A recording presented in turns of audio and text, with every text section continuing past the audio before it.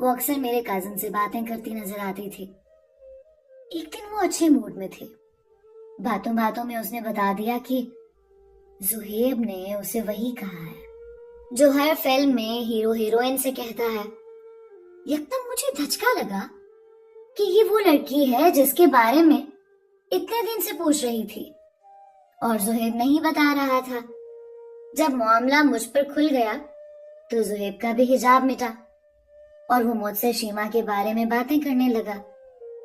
اب ہماری اکثر اسی موضوع پر بات ہونے لگی اور میں ان دونوں کے درمیان پیغام رسانی کے فرائض سر انجام دینے لگی۔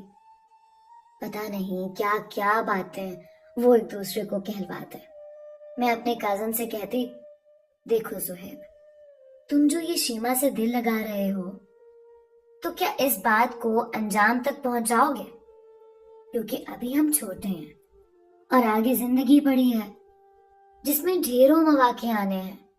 وہ کہتا، ہاں دیکھ لینا، میں اپنی بات کو ضرور پورا کروں گا۔ اس طرح سے وقت گزرتا گیا، ہمارے امتحان ہو گئے اور نتیجہ حیران کن تھا۔ جن 4 بچوں میں مقابلہ رہتا تھا ان میں زہیب اول اور شیما چوتھے نمبر پر آ گئی تھی، جبکہ وہ کبھی فرسٹ اور کبھی سیکنڈ پوزیشن لیتی تھی۔